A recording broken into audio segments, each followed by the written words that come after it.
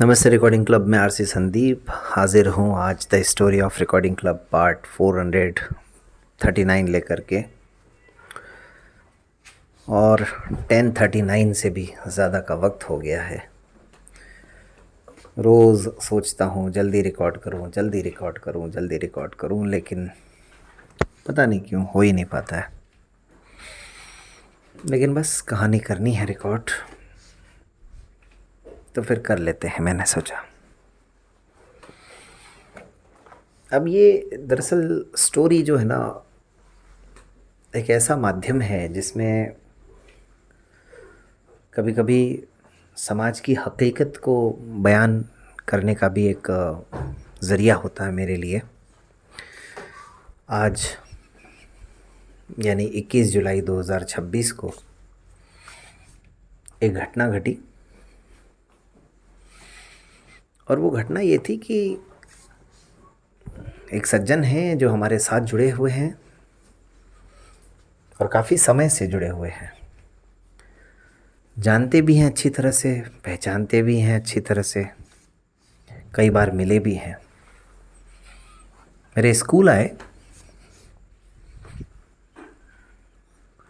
मुझसे 3 फीट की दूरी पर बैठे, लेकिन मुझे पहचान नहीं रहे हैं, जबकि करीब करीब हमारा जुड़ाव रोज़ाना है।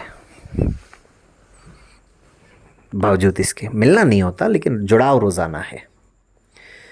यहीं से मेरे जहन में क्वेश्चन आया कि एक विजुअली इम्पेयर्ड व्यक्ति के प्रति समाज का नज़रिया क्या बहुत लापरवाही भरा होता है, या ऐसा नज़रिया होता है जिस को समझ पाना हमारे लिए कई बार उतना आसान नहीं होता। यह व्यक्ति हमको पहचान कर भी अनजान बनने की कोशिश करता है, या फिर उनके नेचर में ही नहीं होता ये। उनकी आवाज़ मैं सुन रहा हूँ और मैंने उनसे कहा आगे होकर के, तब जाकर के उन्हें लगा कि भाई ये तो कुछ गड़बड़ हो रहा है, और उन्होंने फिर रिकॉल किया। अब आप बताइए मुझे कि इस अनुभव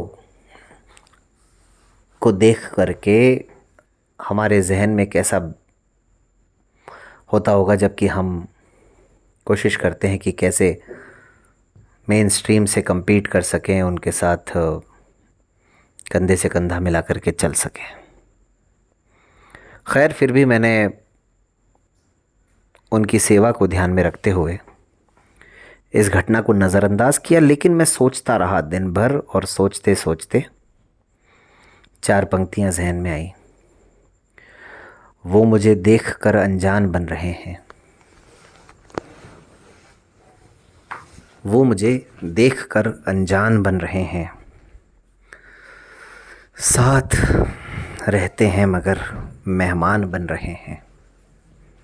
वो मुझे देखकर अनजान बन रहे हैं, साथ रहते हैं मगर मेहमान बन रहे हैं। कुछ लोग यहाँ खुद को देवता समझकर बैठे हैं, कुछ लोग यहाँ खुद को देवता समझकर बैठे हैं।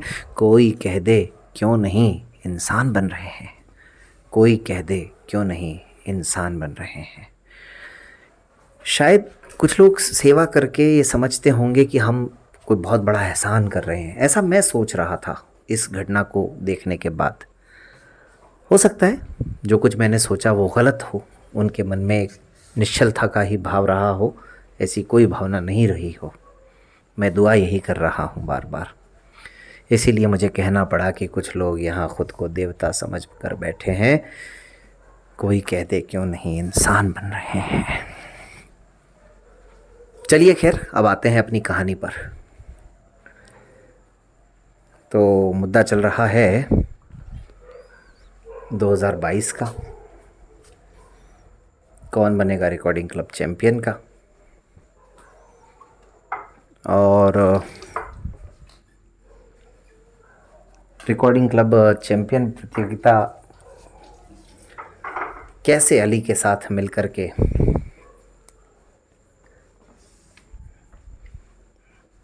इसकी प्लानिंग हमने की।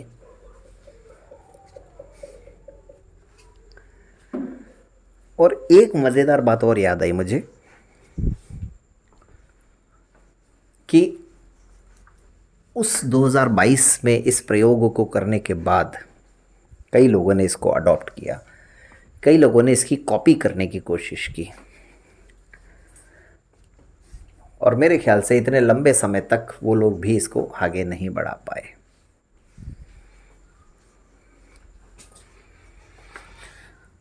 अब जाहिर है कि अली समझ तो गए थे कि करना तो है ही, लेकिन कई सवाल उनके भी मन में थे, कई सवाल मेरे भी मन में थे।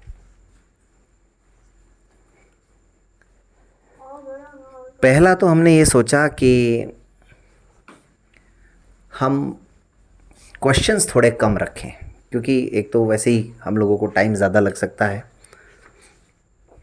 दूसरी बात यह है कि हमें प्रोफेशनल माहौल की बजाय थोड़ा मनोरंजक उसको बनाना है।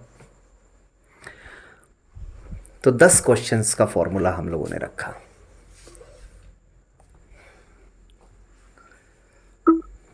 और ये भी हम लोगों ने सोचा कि हम लाइफलाइन का भी कॉन्सेप्ट रखेंगे। तो हमने लाइफलाइन को भी इसमें शामिल रखा। सबसे बड़ी समस्या तो स्क्रूटनी की थी कि हम कैसे बुलाएंगे। एक और इसके पीछे एक मजबूरी थी दरअसल, इस प्रोग्राम को करना क्यों हमारी आवश्यकता बन गया था, हमारी ज़रूरत बन गया था, वो भी बताता हूँ।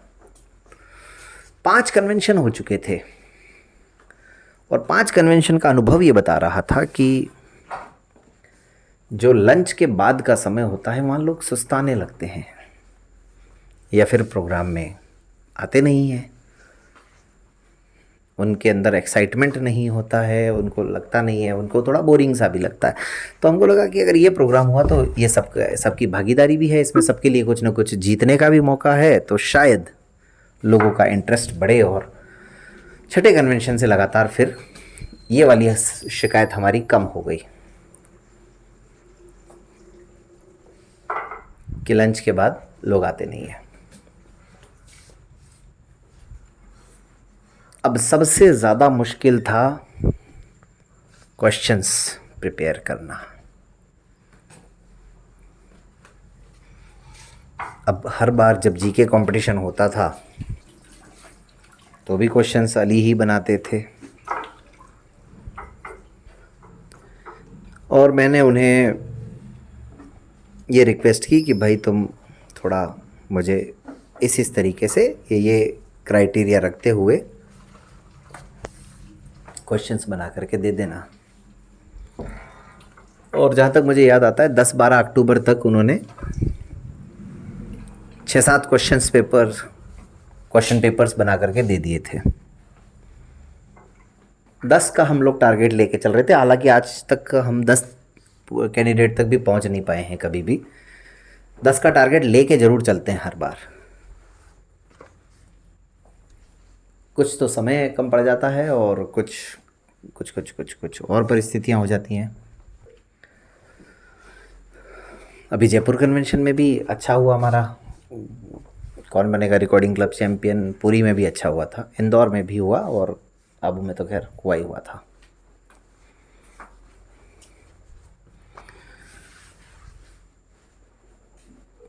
बाकी फॉर्मेट पूरा वैसा ही था, पहले सवाल पर इतने रुपए, दूसरे पर इतने, तीसरे पर इतने, चौथे पर इतने, ये सब।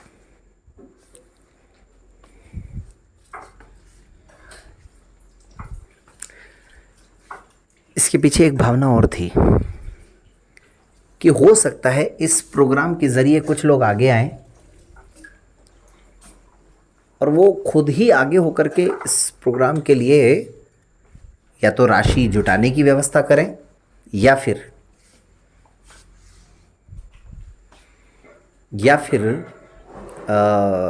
ये व्यवस्था करें कि मतलब जैसे किसी का कोई प्रोडक्ट है या किसी का कोई एनजीओ है, मतलब कोई पार्टनरशिप भी कर सकता है।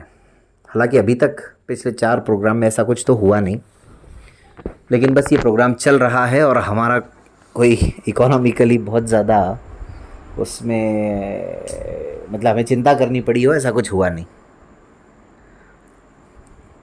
मेरे ख्याल से अधिकतम कोई 2 अंकों मतलब 4 अंकों तक भी कोई अभी तक राशि नहीं जीता है। जो भी जीते हैं वो 3 अंकों तक ही जीते हैं, तो ये बहुत कोई मुश्किल काम हमारे लिए रहा नहीं। और इस पहले प्रोग्राम को प्रभावित होकर के भोपाल के एक साथी हैं हमारे जितेंद्र लोवंशी जी, उन्होंने ये इच्छा जाहिर की थी कि वो इस प्रोग्राम के लिए फ़ंड करना चाहते हैं। उन्होंने 1 आध साल किया भी, लेकिन उसके बाद फिर वो नहीं कर पाए, हालांकि उनकी इच्छा हर बार की थी। एक और हैं संजीवा मैडम जालंधर से,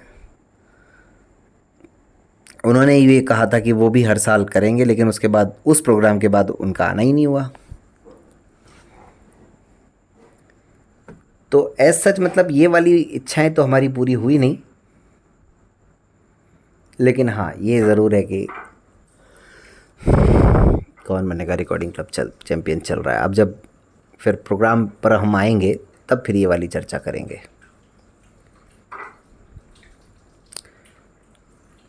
अभी तो जो वॉलेंटियर्स के लिए, केबीसी के लिए यानी कौन बनेगा रिकॉर्डिंग क्लब चैम्पियन के लिए जो गिफ्ट लेने हैं उसके बारे में भी आप सबको बताना है। हाँ, एक इसका हमने बैनर बनवाया अलग ही कौन बनेगा रिकॉर्डिंग क्लब चैम्पियन का, और वो आज तक चला आ रहा है, और अब तक हमारे जितने बैनर बने हैं उनमें सबसे बड़ा वही है। आगे अगर ज़रूरत पड़ेगी तो उसको हम चेंज करेंगे, अदरवाइज़ अभी तक तो वो चला आ रहा है।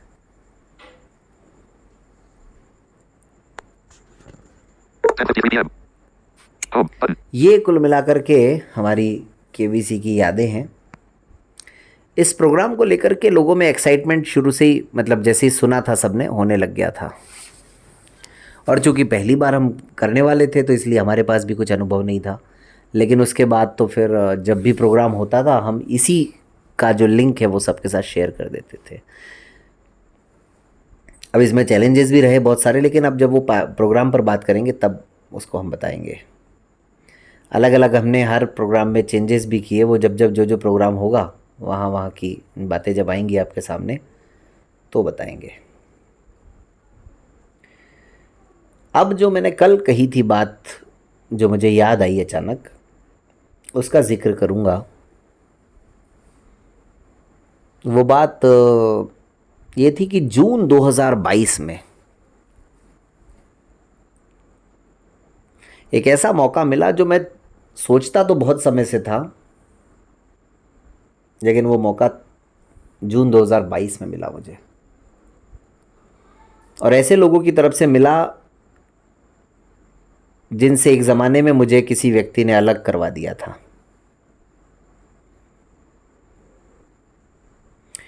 और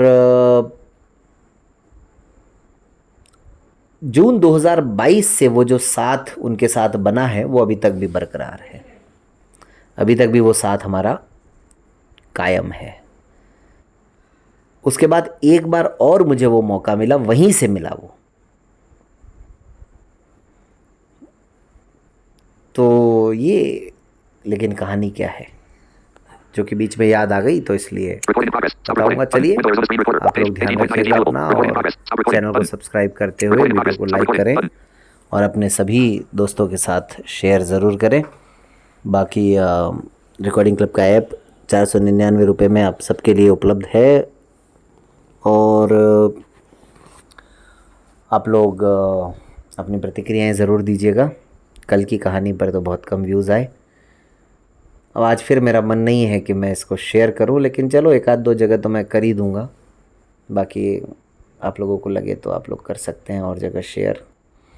जब वैसे भी एक चीज़ और समझ में आई मुझे पिछले दिनों जब मैंने कहानी को शेयर नहीं किया था, तो कि ज़्यादातर लोग जो सुन रहे हैं वो उनके नोटिफिकेशन जब उनके पास आता है वहाँ से सुनते हैं। जो लोग कमेंट करते हैं, लाइक करते हैं, उनको मैं दिल से धन्यवाद दे रहा हूँ। आप ही लोगों की बदौलत ये कहानी अभी तक चल रही है, 439वें अंक तक पहुँच गई है। चलिए आज के लिए इतना ही। आप सब अपना खूब ध्यान रखिएगा और मिलते हैं फिर। Recording in progress. Stop recording. Button. Page 18.9. Recording in progress. Stop recording. Button.